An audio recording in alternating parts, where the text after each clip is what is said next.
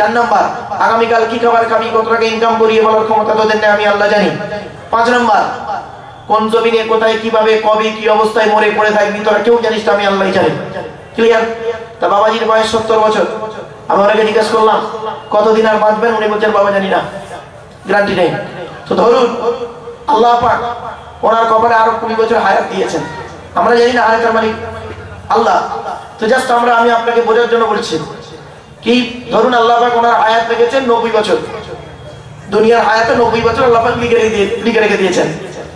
90 বছর যদি ভদ্রলোক বাঁচেন, কত বছর চলে গেছে ভাই বলুন না? 70 বছর চলে গেছে, আর বাঁচবে কত বছর? 20 বছর। 20 বছরও বাঁচবে বলে 70 বছর আগে কাগজ খুঁজতেছে লোকটা, 20 বছরও বাঁচবে, 70 বছর আগের কাগজ খুঁজে বেড়াচ্ছে, BLR office, SD office, DI office. ঠিক না বেঠিক? আল্লাহ বলে এই আদমের সন্তানেরা তোরা হানিফ মুসলমান, তোরা মোহাম্মদের দোহাই দিয়ে চিটিংবাজি করিস কেন?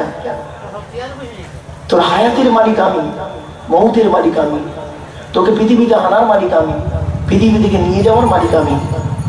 তুই যে কথা বলছিস আমার হুকুম ছাড়া কথা বলতে পারিস না, নিঃশ্বাসটা নিচ্ছিস আমারই দেওয়া নিঃশ্বাস নিচ্ছিস, 5 মিনিট যদি হাওয়াটা নিঃশ্বাস যদি অক্সিজেন যদি বন্ধ করে দিই সবগুলো তো জনমের মতো শুয়ে পড়বি। ঠিক না বেটি? তাহলে কে কি বলেছে তার কথাই তুই করছিস কি? কত বছর বাঁচবি তার ঠিক নেই।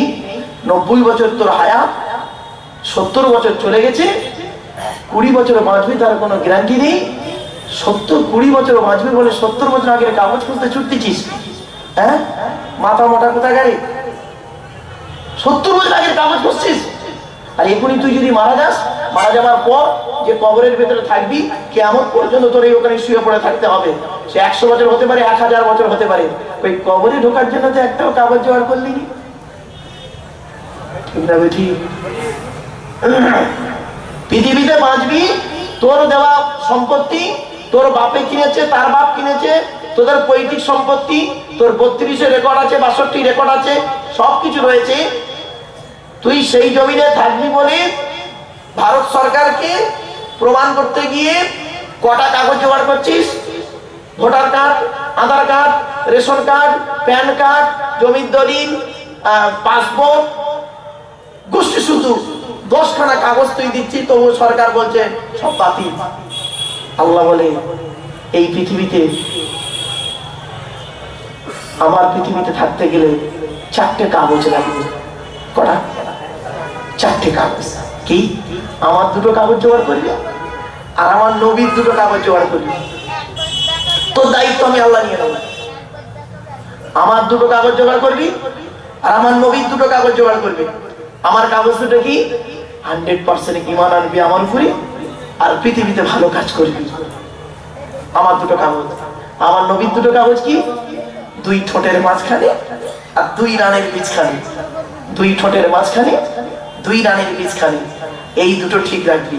হারাম খাওয়া থেকে জিভটাকে ঠিক করবি, বাজে ভাষা বলা থেকে জিভটাকে ঠিক করবি, পরনিন্দা পরচর্চা করা থেকে জিভটাকে ঠিক করবি, লজ্জাস্থানকে হেফাজত করবি। ব্যাস। আমার নবী বলেছেন তোরা আমার 2টো জিনিসের গ্যারান্টি দিবি, আমি মুহাম্মদ তোদের জান্নাতের গ্যারান্টি দেব। আর আমি বলে দিচ্ছি তোরা আমার 2টো জিনিসের গ্যারান্টি দিবি, 100% ঈমান আনবি আর ভালো কাজ করবি, আমিও তোদের জন্য জান্নাতুল ফেরদাউসের গ্যারান্টি দিয়ে দেবো। তোর বাড়ি চলে যান, গিয়ে দেখুন এই 4টে কাগজ আপনার ঠিক আছে কিনা, হয় উপর খারাপ নয় নিচে খারাপ। ঠিক না? ঠিক হয়েছে? আর আপনি 10 বছর বাঁচবেন, 70 বছরের কাগজ খুঁজতেছেন। হ্যাঁ, আল্লাহ বলে বোকা মুসলমান, হে আদমের সন্তান, তোদের মতো বোকা তার পৃথিবীতে নেই। একটা শিয়াল সে কতটা চালা, একটা হাতি সেও চালা, তোরা তো এত বোকা। এই পৃথিবীটা আকাশটা আল্লাহ বলছে আমার দেওয়া আকাশ, আমার দেওয়া সূর্যের আলো, আমার দেওয়া চাঁদের প্রতিফলিত রশ্মি, আমার দেওয়া আকাশের পানি, আমার দেওয়া জমিন, আমার দেওয়া জমিনের তলা পানি, অক্সিজেনটাও তো আমার। তোর দেহটা তৈরি করেছি আমি তো বড় কারিগর। তো তুই আমার উপরে বিশ্বাস রাখবি না? আমার কাগজগুলো ঠিক করবি না? কে তোর বলেছে তোর এই করবো, এনআরসি করবো, গোষ্ঠী শুদ্ধ করবো, এই করবো, তাই তুই তার ভয়ে কি করছিস? এক বুড়ো লোক নামাজ পড়তে যাচ্ছে, জোহরের নামাজ পড়তে যাচ্ছে, আর একজন যাচ্ছে এনআরসির কাগজ করতে। কি কোথায় কোথায় এনআরসি কাগজ করতে পৌঁছে বিয়ে নাকি ওই হলো ওই জায়গা নিয়ে হোক যাচ্ছে। তা দুটো বুড়ো দুটো লাইনে যাচ্ছে, জোহরে আজান হয়ে গেছে, দুজন দুদিকে যাচ্ছে। তার নামাজি লোকটা বলতেছে, কোথায় যাচ্ছিস রে? আরে কাগজ তুলতে যাচ্ছি, 32-এর রেকর্ড তুলতে যাচ্ছি।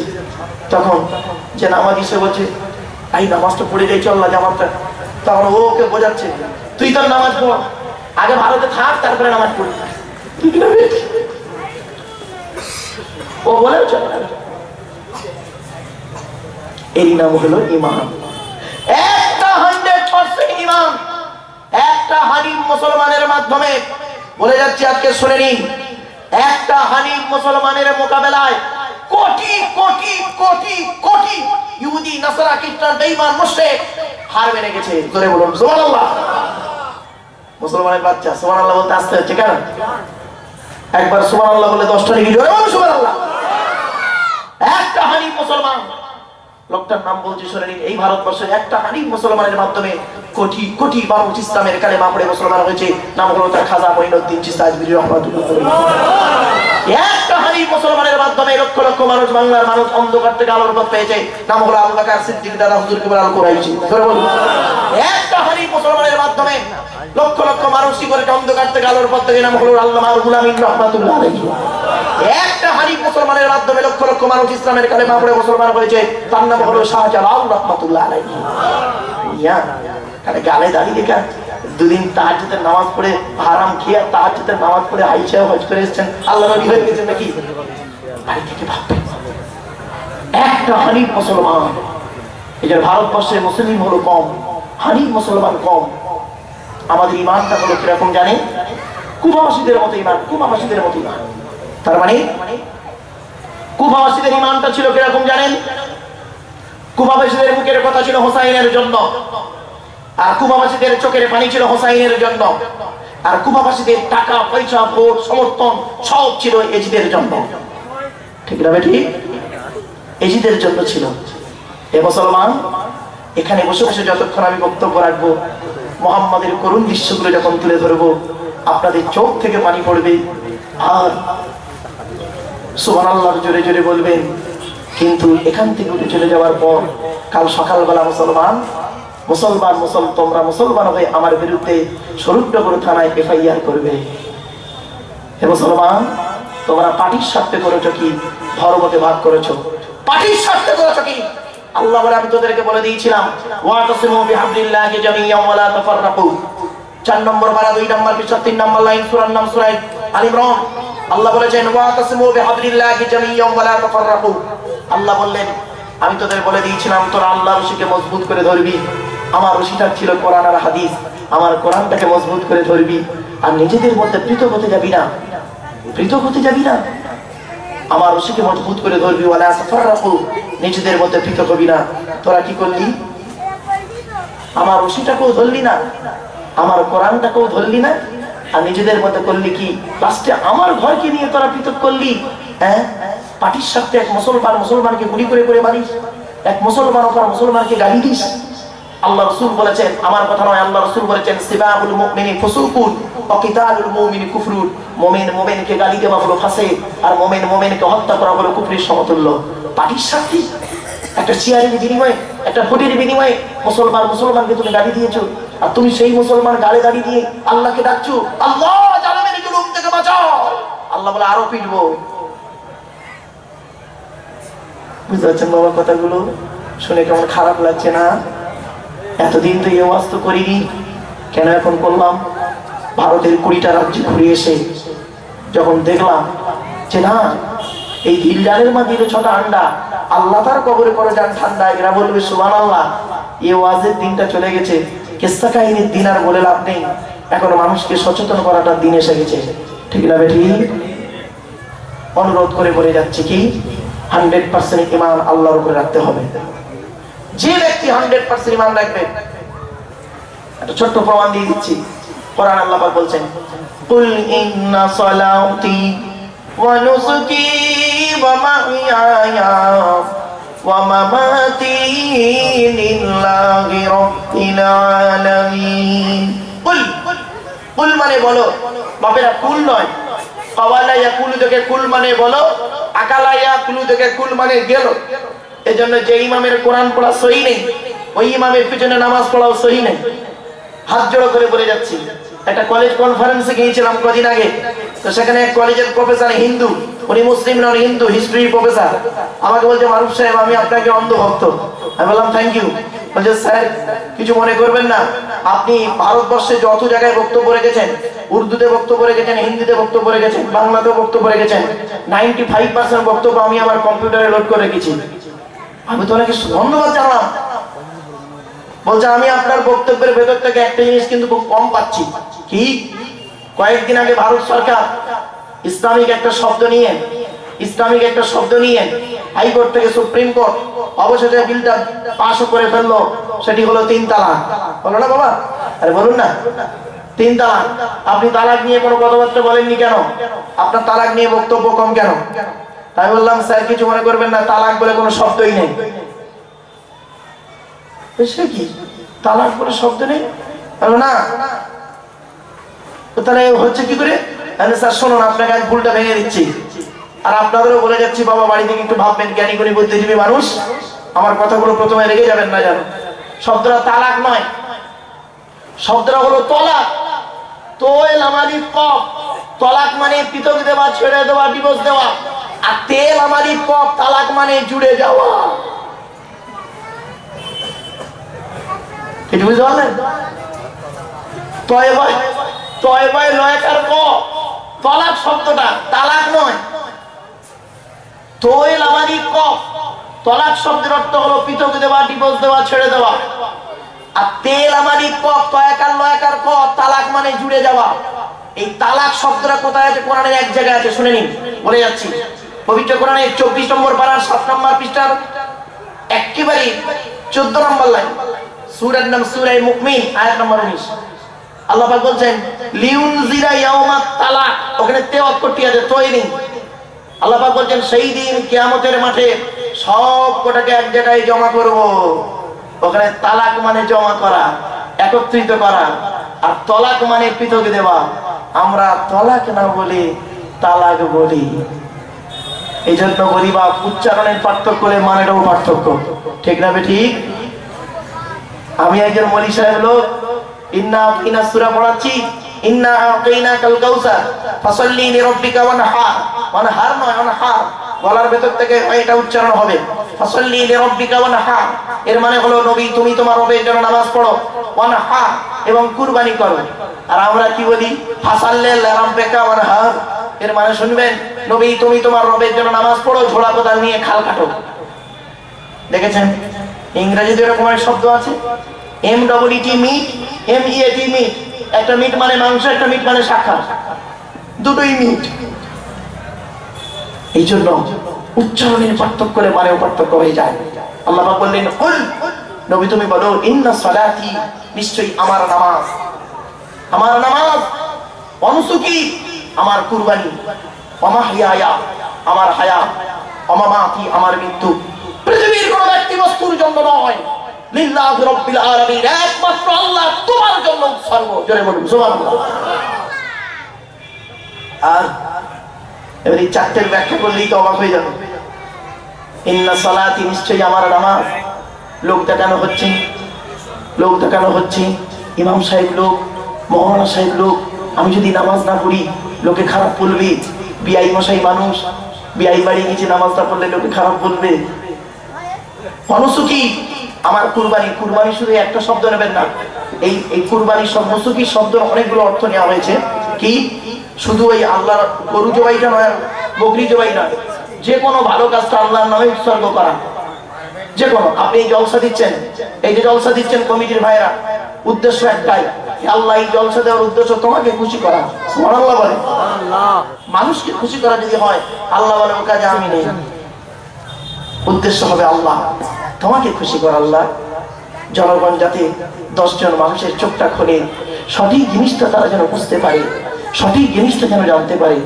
আজকের আমাদের মধ্যে ঢুকে গেছে কি জানেন? হিন্দু মুসলিম, জাতিভেদ ঢুকে গেছে, সাম্প্রদায়িকতার গন্ধ নিয়ে আমরা চলাফেরা শুরু করেছি। সত্যিকারের শিক্ষার অভাব হলে এরকম মেন্টালিটি হয়, ন্যারো মাইন্ডের মানুষগুলোর এইরকম চিন্তা ভাবনা আসে, এইরকম কথাবার্তা। এজন্য অনুরোধ করে আপনাদের বলে যাচ্ছি, সৃষ্টিকর্তার আরাধনা উপাসনার পদ্ধতিটা হলো আমাদের আলাদা। মানুষ হিসেবে এই প্রত্যেকেই হলাম আদমের সন্তান, ঠিক না বেটি?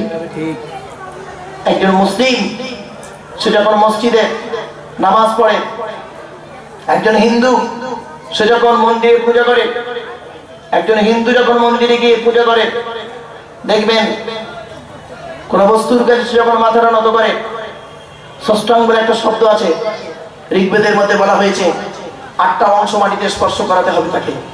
8টা অংশ কি কি?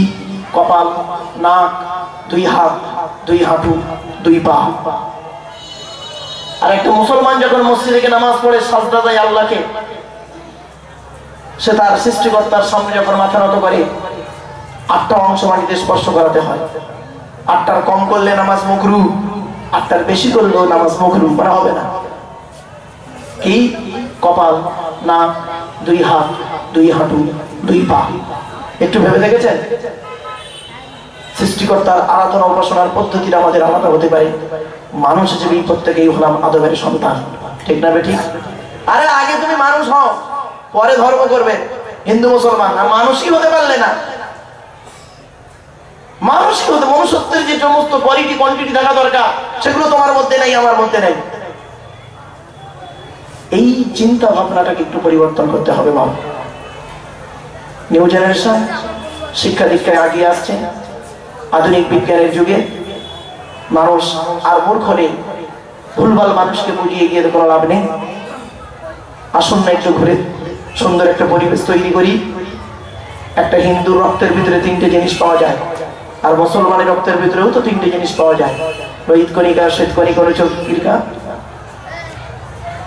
আপনাদের রক্ত শিবির, রক্তদান শিবির যখন হয়, হিন্দু মুসলমান রক্ত দেয়। হে মুসলমান, তোমার রক্তের ভিতরে হিন্দুর রক্ত ঢুকে আছে। আরে হিন্দু, তোমার রক্তের ভিতরে মুসলমানের রক্ত আছে। মূর্খ কোথাকারে, এই জ্ঞানটা তোমার হলো না? বলে রাখবেন, মুসলমানদের কিছু, সকলে নয়, মুসলমানদের কিছু ছেঁচড়া, আনকালচার, আনএডুকেটেড লোক আছে। আর হিন্দু ভাইদের কিছু, সকলে নয়, কিছু আনকালচার, আনএডুকেটেড মূর্খ আছে, যার ফলে সাধারণ হিন্দু মুসলমানের মধ্যে দ্বন্দ্ব লাগানো শুরু হয়। এই জন্য লেখাপড়া করতে হয়। এডুকেশনটা মারাত্মক জিনিস। খালি ডিগ্রি নেওয়ার নাম শিক্ষা নয়। EDUCATION, এই থেকে ইগালিটি, ডি থেকে ডেভেলপমেন্ট, ইউ থেকে ইউনিভার্সাল, সি থেকে ক্যাপাবিলিটি, এ থেকে অ্যাক্টিভ, টি থেকে টলারেন্স, আই থেকে ইন্টেলিজেন্ট, ও থেকে ওবিডিয়েন্স, এন থেকে ন্যাচারাল। এত গুণে গুণান্বিত বস্তু বলা হয় শিক্ষা, যাকে তাকে শিক্ষা বলে না। আমরা তো মনে করি শিক্ষা মানে একটু ডিগ্রি করলো, ইত্যাদি ইত্যাদি। আর একটা কথা আপনাদের একটু বলে যাই, মুসলমানদের ভিতরে ধর্মীয় ব্যাপারে একটু দ্বন্দ্ব লেগে থাকে। বলছি, হ্যাঁ, মুসলমান ভাই ভিতরে ধর্মের ভিতরে কিছু ধর্মীয় ব্যাপার নিয়ে নিজেদের মধ্যে একটু খুব টান টান ভাব থাকে। কি? সিলসিলাগত, এ তবলি, ও পুরপুরা, ও বেরেলি, অমুক তমুক। ওরে বাপরে বাপ! আচ্ছা, কবরে গেলে কি আপনাকে জিজ্ঞাসা করবে? কবরে গেলে শুনেছি 3টে প্রশ্ন হবে। তোমার রবকে, তোমার নবীকে, তোমার দিন কি? নাকি বলো মা সিলসিলা তুকা, তুমি কোন সিলসিলার লোক জিজ্ঞেস করবো নাকি?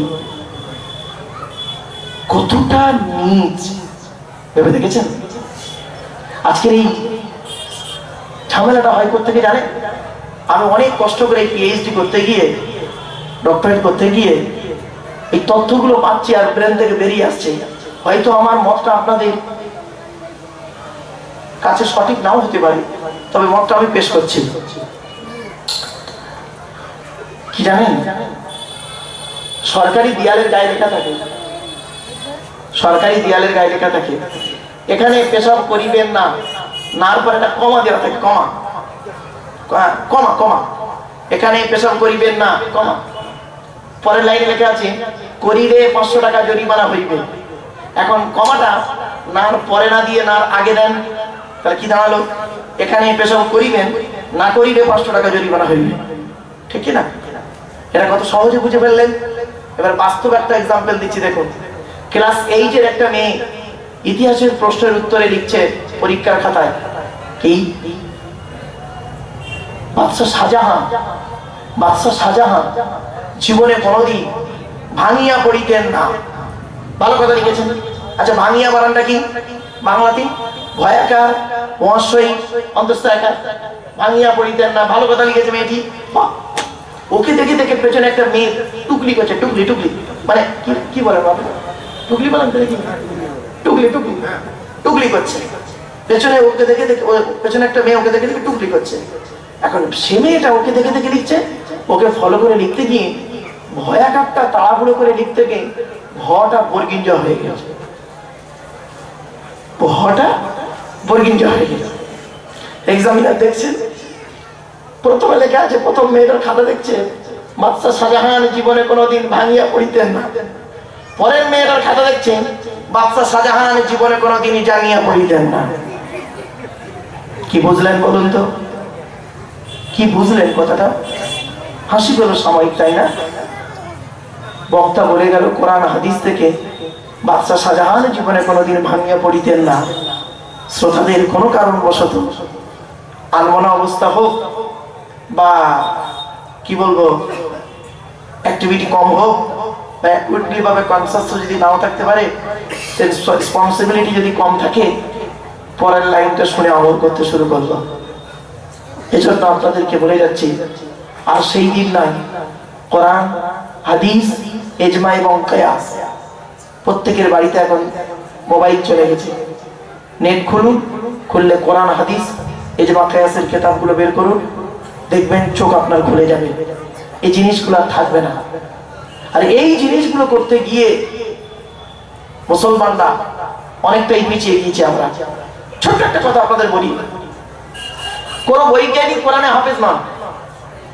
কোন বৈজ্ঞানিক মানে আধুনিক বিজ্ঞানের যত বৈজ্ঞানিক কোরআনে হাফেজ আছে বলে খুব কম, নেই বললে হয়। কিন্তু কোরআনের একটা আয়াতকে নিয়ে গবেষণা করতে করতে করতে করতে করতে করতে প্লেন তৈরি করে ফেললো, অনেক জিনিস করে ফেললো। আর আমি একজন কোরআনে হাফেজ মাওলানা, সারাদিন ধরে কোরআন পড়তেছি,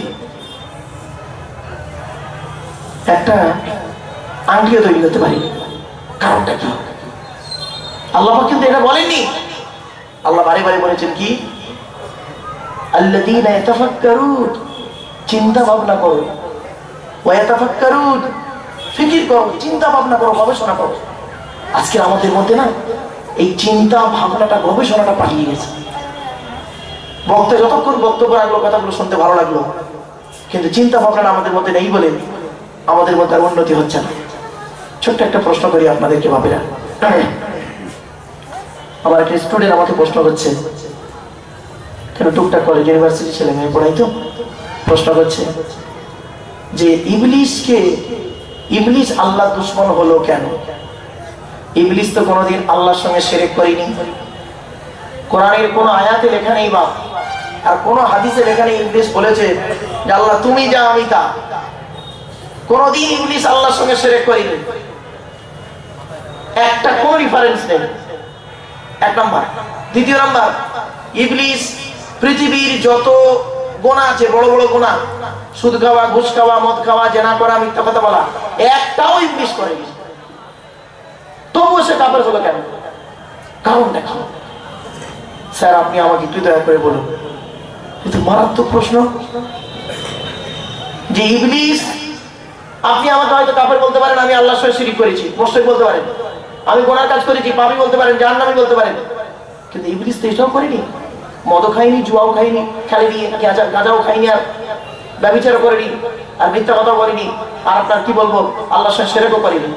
তাহলে আল্লাহর এত বড় দুশমন হলো কি করে? আপনি আবার বলুন। অনেক কষ্ট করে পেলাম, উত্তরটা বলে যাচ্ছি, বাড়ি থেকে ভাববেন।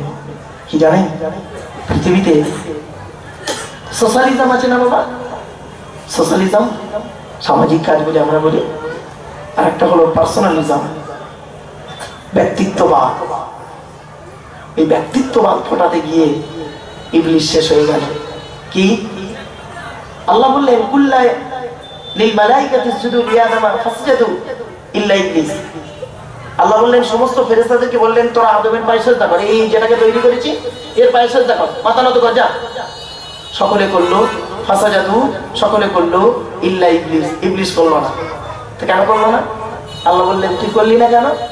তখন ইবলিস বলেছিল আমিও, আমি আমি কথা বুঝতে পারছেন কিছু? আমিও সিজদা করবো কে? তখন আল্লাহ বললেন আমি মানে কি বলতে চাইছিস? আমি তার মানে কি বলতে চাইছিস তুই? তখন বলছি কি বলতে চাইছি বলবো আল্লাহ কি? আনা খৈরুম মিনহু, আনা খৈরুম মিনহু, আনা মানে আমি, খৈরুম মানে উত্তম, মিনহু মানে ওর থেকে, আমি ওর থেকে উত্তম। কি করে ওর থেকে উত্তম হলি? আবার আল্লাহকে দলিল দিচ্ছে খলাক্তানি মিন নার ওয়া খলাক্তাহু মিন তিন, আমাকে আপনি আগুন থেকে তৈরি করেছেন, ওকে মাটি দিয়ে তৈরি করেছেন। আমি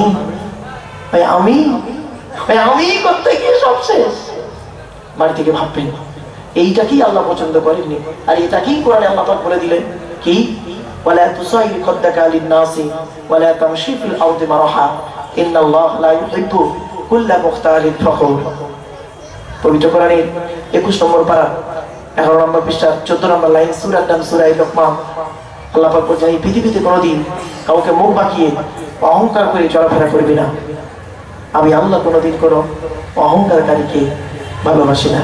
ওই আমি শব্দটা করতে গিয়ে সব শেষ। তো আজকে আমাদের ভিতরে শেষ হয়েছে কি জানেন? ওই আমি কিছু টাকার মালিক, আমি 4টে গাড়ি, 6টা বাড়ি, 4টে ফ্ল্যাট, কিছু ব্যাংক ব্যালেন্স, আমি লেখাপড়া করেছি, কিছু ডবল এমএ করেছি, বিএড করেছি, কম্পিউটার কম্পিউটার ঘেটেছি, কিছু ডিগ্রি অর্জন করেছি, বাকিগুলো সব আমি। বুঝতে পারছেন? একটু রূপ দিয়েছে, চামড়াটা একটু সাদা, বডি ফিটনেস ভালো, অন্যকে দেখে আমি। বাড়ি থেকে ভাববেন এইটুকু জিনিসই সব শেষ হয়েছে। এই আমি শব্দটা করতে গিয়ে সব শেষ। বাপেরা বাড়ি থেকে কথাগুলো একটু ভাববেন। যে গাছে ফল হয় সে গাছটা কিন্তু মাথা তুলে দাঁড়াতে পারে না, ফলের ভারে ঝুঁকে যায়। হানিফ মুসলমানরা কোনোদিন মাথা উঁচু করে চলে না। হানিফ মুসলমানের চাল চলনটা কেমন হবে? ইবাদুর রহমানিল্লাযীনা ইয়ামশুনা আলাল আরদি হাওনা ওয়া ইযা খাতাবাহুমুল জাহিলুনা ক্বালু সালামা। 19 নম্বর পারা সূরার নাম সূরা ফুরকানে আল্লাহ পাক বলে দিলেন হানিফ মুসলমানদের পরিচয়টা কি জানেন? তারা পৃথিবীর জমিনে চলবে নম্র ভদ্রভাবে চলবে, অহংকার করে চলবে না। জোরে বলুন। হানিফ মুসলমানদের খাবারটা কেমন হবে? হানিফ মুসলমান কোনদিন হারাম খাবার খেতে পারে না। দলিল ইয়া আইয়ুহাল্লাযীনা আমানু কুলু মিন তাইয়্যিবাতি মা রাযাকনাকুম ওয়াশকুরু লিল্লাহি ইন কুনতুম ইয়্যাহু তা'বুদুন। 2 নম্বর পারা 4 নম্বর পৃষ্ঠা 14 নম্বর লাইন, সূরার নাম সূরা বাকারা 172 নম্বর আয়াত। হে ইমানদার বান্দাগণ ও হানিফ মুসলমানেরা, কুলু মিন তাইয়্যিবাতি মা রাযাকনাকুম, আমার দেওয়া হালাল রিজিকগুলো তোরা ভক্ষণ করবি। হানিফ মুসলমান কোনদিন সুদ খেতে পারে না। ইয়া আইয়ুহাল্লাযীনা আমানু লা তাকুলুর রিবা আযআফাম মুদাআফা ওয়াত্তাকুল্লাহ। হানিফ মুসলমান কোনদিন মদখোর হতে পারে না। ইয়া আইয়ুহাল্লাযীনা আমানু ইন্নামাল খামরু ওয়াল মাইসিরু ওয়াল আনসাবু ওয়াল আজলামু রিজসুম মিন আমালিশ শাইতান ফাজতানিবু। এই বান্দার বান্দাগণ, মদ, জুয়া, লটারি, ভাগ্য নির্ধারক সব এগুলো হলো শয়তানের কাজ। হানিফ মুসলমান জীবনে কোনোদিন মদখোর হতে পারে না। হানিফ মুসলমান কোনোদিন জুয়াখোর হতে পারে না।